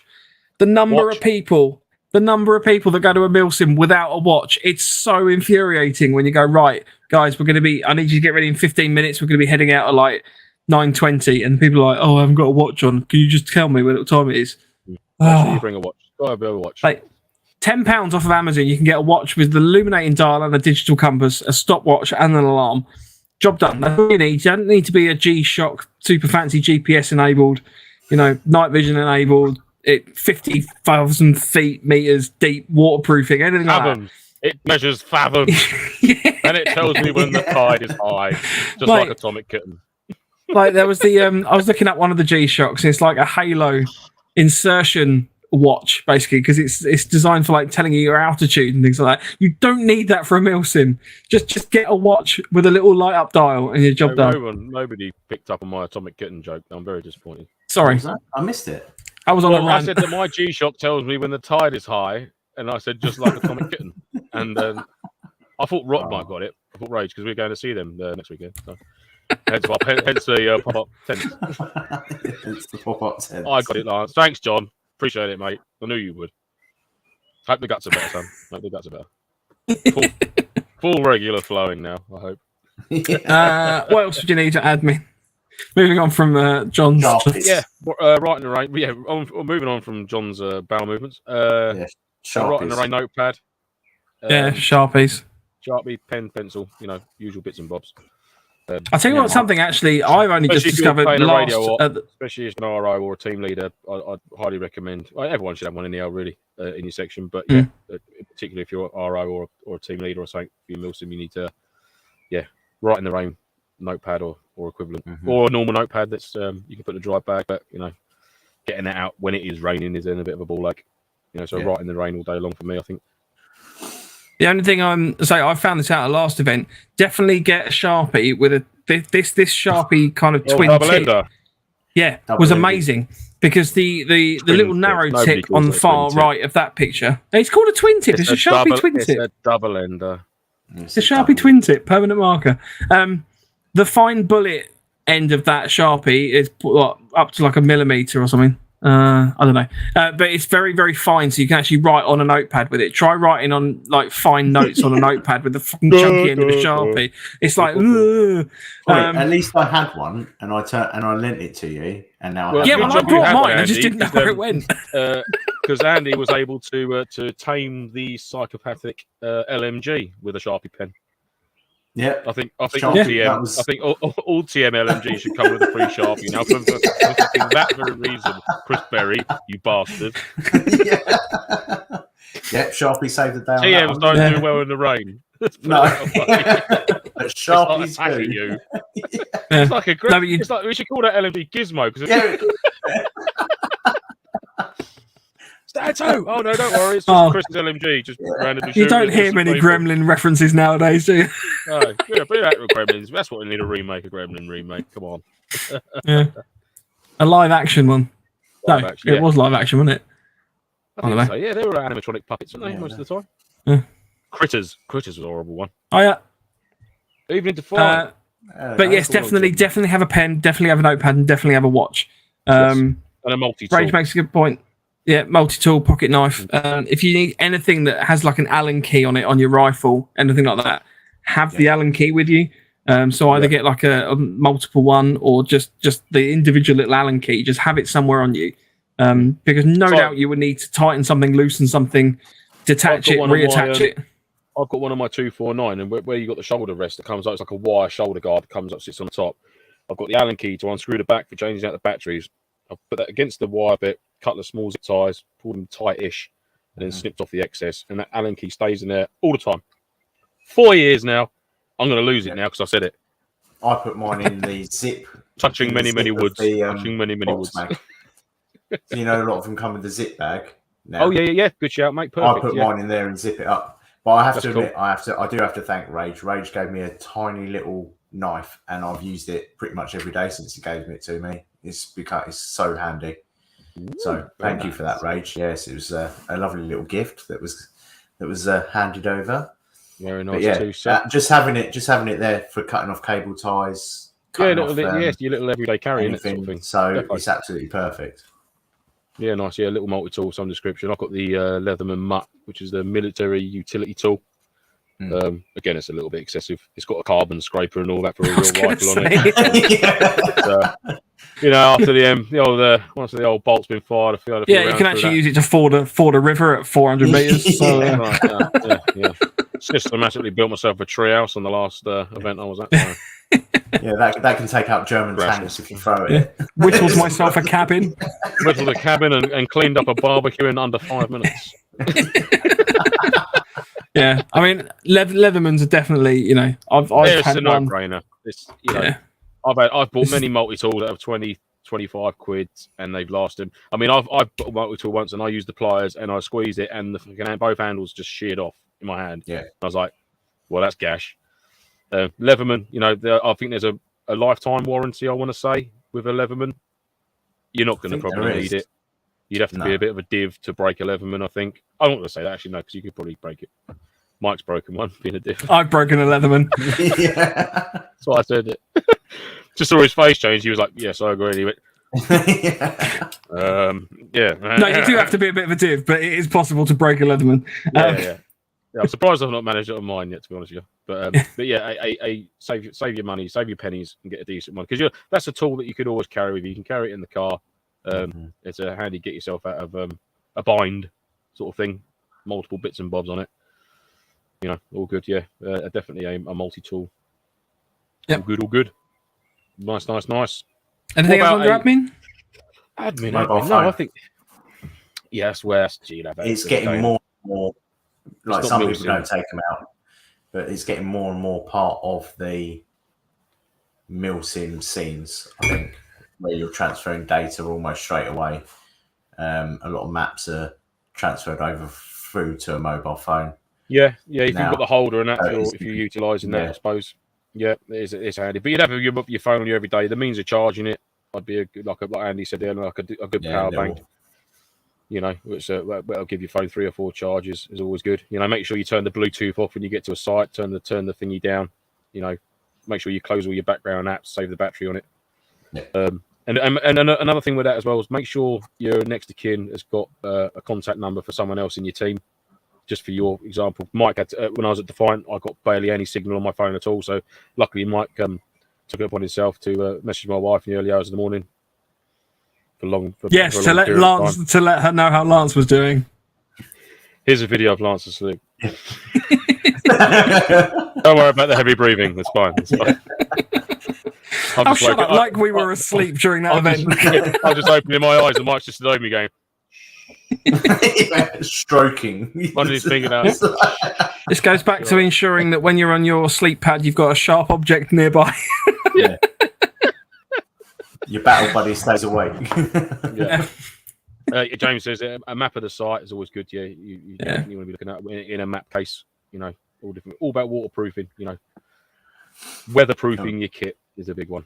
Yeah, and one thing that quite a few people that don't realise how, especially when they move straight over from skirmishes over to MilSims, is radio, a decent radio setup. The amount of times we had a question on that early on, actually. I think I was just Dan, asked about a MilSim question. Best overall radio, Bofang UV5R. Can't go wrong. Can't really go far wrong with that. Get the extended battery for it. Give you a few more hours playtime. I like the 9R. I only got the 9R because of the waterproof rating of it, which I haven't had to put through any tests. Wow, waterproof rating. Yeah. Personally, for it me, advertises as being more waterproof. It does, yeah. I mean, the reason I bought it is because I saw a photograph of it in a fish tank with a goldfish next to it, and I was like, "Oh, that's a bit of me. That is, I love that." But yeah, the 5R I think personally is a bit better because obviously the UV9R, it's got the special plate on the side to maintain its waterproofness. So it's like a plate which goes. It's like an 8-pin sort of. It's almost like an old SCART leady type thing. And you click it in, grub screw winds it into the side of the radio, and then you've got like a little pigtail that comes off with your 2-prong Kenwood connector. I've always worried about that snagging, so I've bought a couple of extras off of eBay just to keep in my comms kit in case one does break or I snag it on a bit of kit or whatever. But the UV5R, obviously, you just open the dust cover up and you can push the Kenwood straight into the radio set itself. So although the waterproofness is there for the 9R, it's another connection point. So you've got the connection going into the side of the radio, then you've got a Kenwood connection again, then it goes up to the PTT, then out the PTT, and it goes to your comms. Minimise them, keep it simple. So 5R, yeah, I'll go UV5R all day long. Yeah, that's or the UV5R Pro or UV5R Plus, whatever it is. But yeah. Yeah, they've got plus one now, haven't they, or something? Yeah, I like the idea of it going just straight into the handset rather than there being like a little pigtail coming off. That's the only... If they could make a robust one, which was like a hardened case, which made the pigtail just point straight up the side of it. So if that was the radio, it just went straight up the side of it and you plugged in there, that would be cool. I'd be happy with that.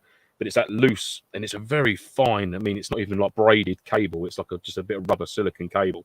Very basic. And I don't See, like that. I actually don't mind it as much because my findings have generally been that the UV9R, the connection where it's like the Kenwood 2-pin connector going into the radio, the number of people I've seen that have broke that connector in the radio Whereas at least with the 9R, because you've got the little kind of pigtail, kind of whatever we're calling it, like attached, because that's fixed to the radio. If you do break that, you're not breaking your radio. You're only breaking that. Point. If you are breaking that, and they're only sort of between $2.99 and $4.99 to replace them. I think you can get 2. I mean, they take a couple of weeks to get it from the old from China or wherever it is they're coming from. But again, yeah, it'd be cheaper far cheaper to replace that than to have to replace the radio because the internal receivers are broken from the pins. See, I've broken 2 of those Kenwood connections now. And just where they're in a pocket and you lean against the wall. Do you know what I want to try out? I want to try out the Bluetooth connector for a Bofang, where you actually, where the Kenwood is, you plug in a little receiver and send and receive, or TXRX, power it up, and you get a little Bluetooth in a bud, which is a comms connection to your radio. I'd like to see how good that is. And I think you is that the one that you can activate on your? You can also get a wireless Bluetooth. Yeah, you can get a wireless Bluetooth PTT with it as well. So I'd be interested to see how good and what the battery power is like. Because I run an inner ear with a throat mic, and I either chuck my earmuffs over the top, or I run a Bowman over the top. So I've got dual comms with whoever it is I'm talking to. But to be able to ditch that lead and literally be completely free floating, do you know what I mean? That would be that would be quite cool. And a nice little try out to do science. Science to be more science. We've got lots of science. Lots of science. Yeah, science. Just with the so the UV5Rs, just so people are aware, they're about £24 ish, £25. You can get a UV5R. Please read up on the licensing and bits and pieces around that. Just because technically, I'm not saying that you're going to get arrested or something for it, because I know that you're probably not. But there is a licensing issue with having those because they are a higher wattage output. Yeah. So to read up on that. We've done episodes on it before. We're going to be doing episodes on it again.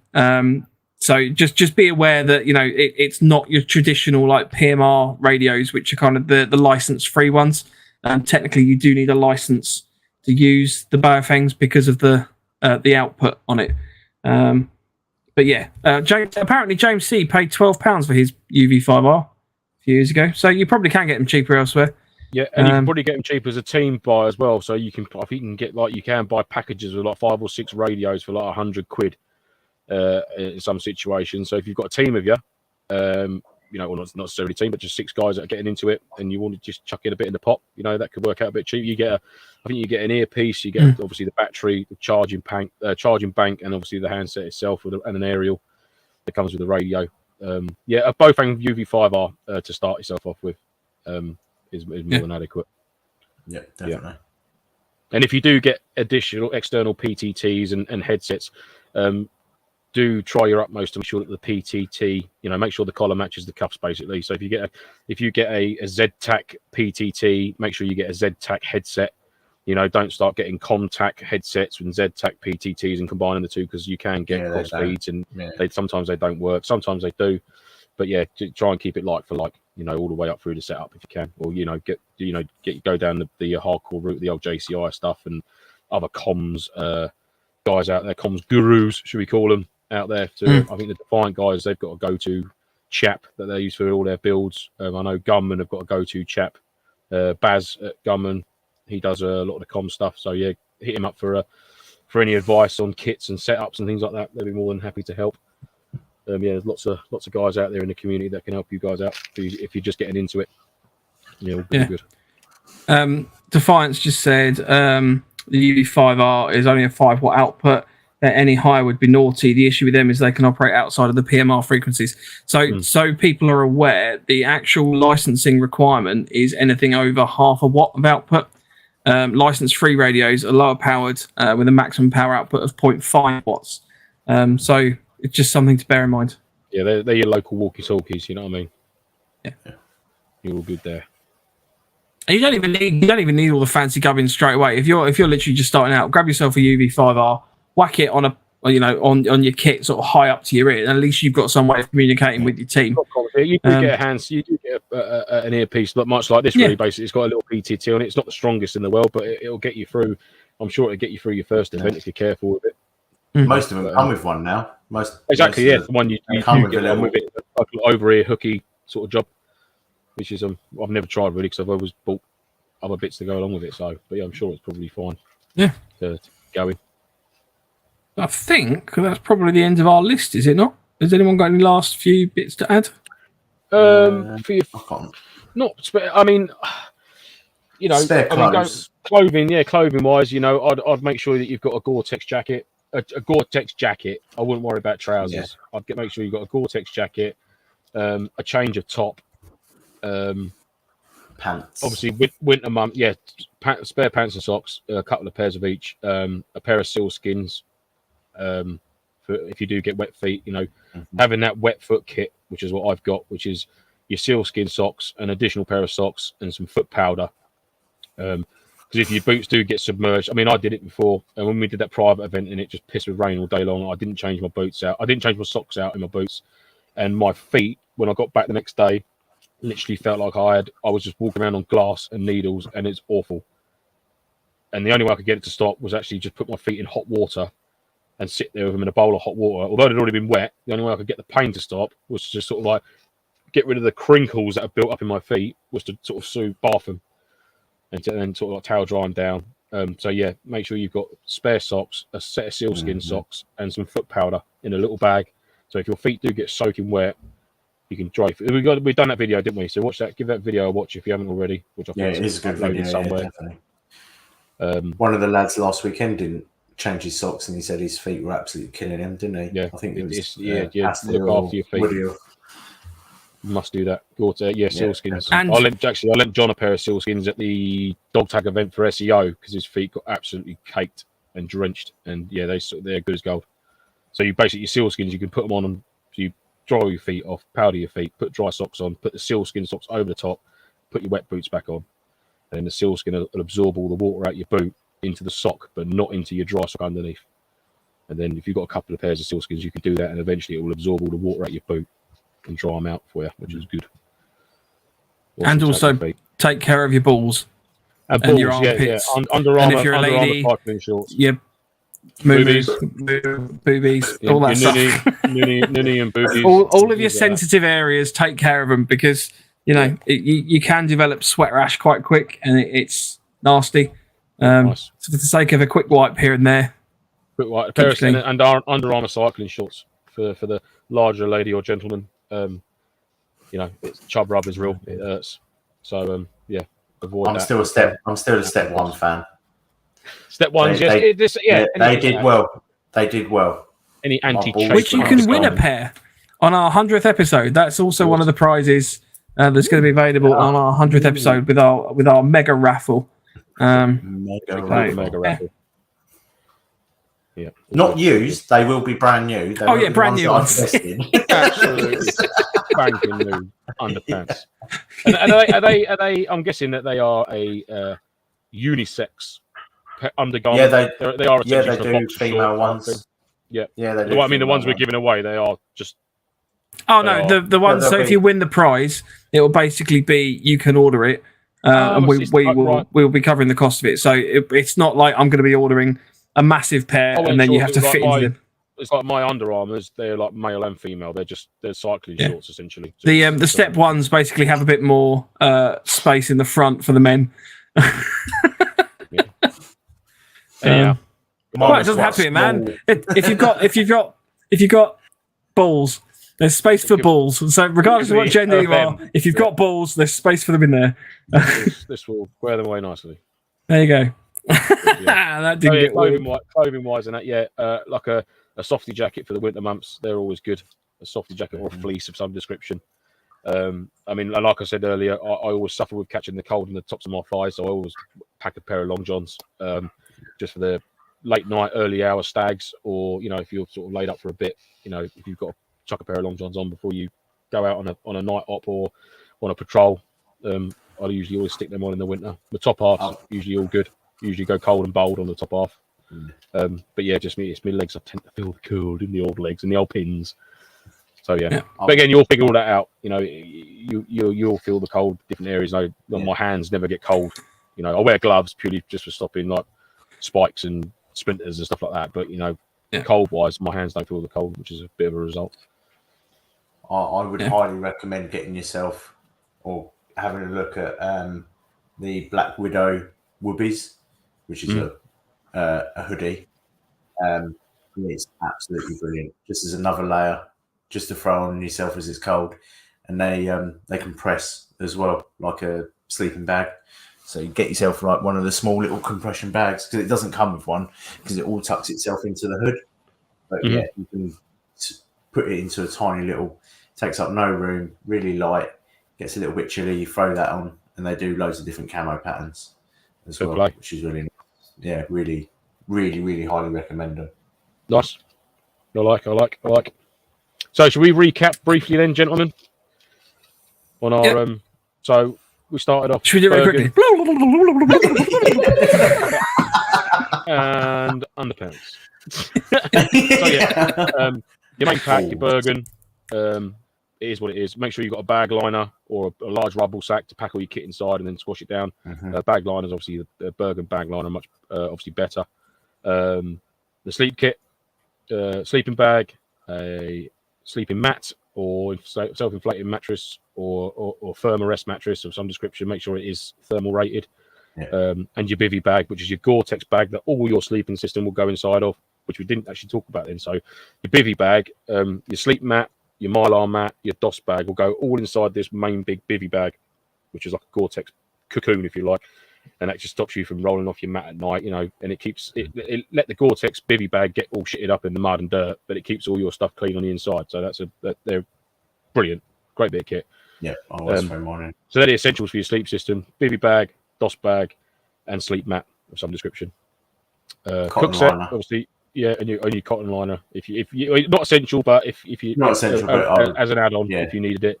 A cook set, method of cooking and heating. So whether that's solid fuel or gas burner, a mess tin or cup of some description, and obviously your rations of your choice. Torches, which would be your handheld, your head torch, and your weapon torch. Selection of chem lights if it's required. Admin stuff would be multi-tool, your writing and rain notepad, pens, pencils, Sharpie. Again, all kept in a waterproof little case. Map of the area that you're going to be gaming in. A first aid kit, personal first aid kit for you. Trying to think now. And obviously the clothing side of it, which we just covered. So your foot care kit, spare top, a Gore-Tex jacket, a softie for the winter months if you needed it. You know, pair of thermal bottoms if required. You know, spare pants and socks. Your multi-tool, for your admin stuff. And that's about it, really. I mean, it's not a exhaustive list for your first event, and there are things that would be you would purchase that you could use outside of MilSim for regular camping or regular day-to-day stuff. You know, like the first aid kit side of things. You know, even the cook set. Chuck it in the back of the car. You know, if you stop off one day or something like that, you can always, so I can make a little brew here now. Happy days. All good. So, cost-wise, I think Les asked the question earlier, how much do you reckon this list would cost? It depends what you go for, Les, really, mate. I mean, you can go ultra expensive and you could end up spending over 600 quid easily for what we've talked about. Or you could be a bit more thrifty and go the surplus route, which is just as good kit.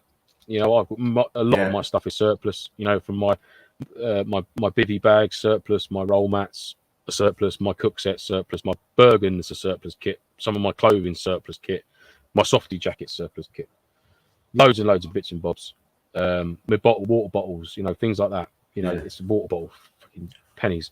So you could, I mean, for me, for a decent setup for your first MilSim, I reckon you can do it for about 300 quid, just under. Yeah, I think I've spent. I'd say, and that's everything. I think I've spent 6 because obviously I bought the bigger bag and the stuff pack one. Yeah. But I think you could definitely do it for under 350. I think so. And if it is your first event, if it's your first time ever doing a MilSim, and you really want to give it a go, there's got to be some. You're already in a circle of friends that are obviously into airsoft already, so you might find that someone who's not going to an event that you're going to, they may well quite happily lend you a Bergen and a sleep set and a shelter system just to give it a go. 100%. Do you know what I mean? Obviously, if it was broken or anything, you'd replace any parts that were broken or whatnot. I'm sure it wouldn't be, but you know, if it was that much of a, if it was that hard for you to sort of secure the kit in time, you know, whether it's for financial reasons or whatever reasons, you know, logistically you can't do it, then I'm sure someone will be in your circle would happily help you out with lending a bit of kit. I certainly would if I could. I'd happily lend someone some kit if they want to try it out for the first event. Yeah, you know, which would be cool. I mean, we actually did a sort of a fairly implicit breakdown of costs on episode 51. If anyone's interested, so sort of specific items, we've kind of covered a generic list here, but we actually kind of Lance and I had a challenge back on episode 51 in terms of what price we could find. So if you want to hit that one up, I think it's called Money. Oh yes, that was actually. I think it was a Harry Badger challenge, wasn't it? It was. We were seeing what sort of the lowest price, whether we could do a MilSim for like 100 or 200 or something. Something like that. Yeah. That was quite a good episode. I enjoyed that one actually. Yeah. But yeah, there is means and ways of doing it. I mean, what I'd like to do at some point as well is anyone who's new to it, really new to it, I'd like to invite them to. Obviously, we've got the private site. Literally to bring their kit down, sort of go through it, sort of take it apart, putting up shelters, you know, using the cook sets and sort of like packing and unpacking and bits and bobs like that. I mean, I'd happily do an overnighter with some people if they were up for it, and sort of go through how I'm not saying I'm a professional or anything, but I've done it a few times and I know what works for me and stuff like that. I'd happily do that. You know, it'd be rough and ready. You know, there certainly wouldn't be any electricity or water or anything on site, so you'd have to bring all your additional bits for maintaining yourself. But yeah, if anybody was up for that and we've got enough interest, I'd happily do a 24-hour overnight sort of thing with them setting your kit up and, you know, all the jungle knots and, you know, setting up bashes and various techniques and things like that. Yeah, so if anyone does fancy doing that, join us for NoFo's Come Camping with Lance. Tent up first, bunk up later. Right, we probably better call it a day. We've now gone for an hour and 51, so we're almost coming up to our second hour. But hopefully we've kind of encapsulated quite a lot of information within that. If you want to get in touch with us, you can do so on our socials, which is our email is nofochat@hotmail.com. Instagram is at November_Foxtrot_NoFo, or our website, novemberfoxtrot.co.uk. And you can also get in touch with us at lance.com if you much prefer that. He's renewed the license. There's a few questions that have come in. There was one from Gigi. There was one from Kenny, I believe. C. Marriott and that. So we're going to do a general Q&A next week. Just because, you know, I think we've got a load of questions that have kicked out of this, and I think it'll be a good one. I know it's a favourite of ours, so we can obviously kind of discuss any more kit. So join us next week. We'll be back at 8 p.m. for a live Q&A. So you just whack a question in the chat and we can discuss it. In the meantime, we will also next week be launching the introduction to our raffle. I know we've sort of been talking about that a little bit. We've been talking about the raffle and our 100th episode. So we'll get that going. We'll sort of give you a little bit more information on that and explain how that's going to work and the like, as well as kind of give you a little few drops and hints for our 100th episode, because it's going to be a big one for us. We're quite excited and looking forward to it. Anything else, guys, before we go? No. Just obviously, Q&A next week. So get your questions in, and the ones we haven't answered tonight, we will cover next week. And also, just to surprise these two, if you do have a challenge like Harry did for these two before, or whoever challenged you before, feel free to challenge us to a little challenge that you might want to give us. Nothing sexual, depending on the. Has one come in as well? Yeah. The one just came in challenge. Yeah. Just the tip challenge. Oh, gold. Yeah. So exciting time. I'm sure it will be 8 o'clock. Well, hopefully, Terry, it will be 8 o'clock next week because Mike's now updated. Yes. Aren't you, Mike? Yeah. So I genuinely, can I just clarify? My computer was ready and going. I got it. I came upstairs at 7:10. So I was like, right, now that should be enough time to get it all set up and etc. And it took an hour. So yeah, apologies. Excuses. I challenged Lance not to wear a cap like an American teenager. Yeah, but if you have it forward, you can't. It shadows. That's why I've stopped wearing mine. Right. Say goodbye, guys. Goodbye. What did you say then? Stay NoFo. Say goodbye, guys. And remember, stay NoFo. It's better than ciao. Let's be honest. It's better than All right. Ciao. You've got to work on that. And there was no mentions of put searchlights or anything that could get us into trouble this week. Thanks, Lars. Well, I might- Oh, lastly, leave a review. You can do so on our Facebook or on Apple Podcasts, and the like. And I'm going to pick. There's a few comments that came up that I'm going to share as we go on our outro. So we'll see you all next week. Bye.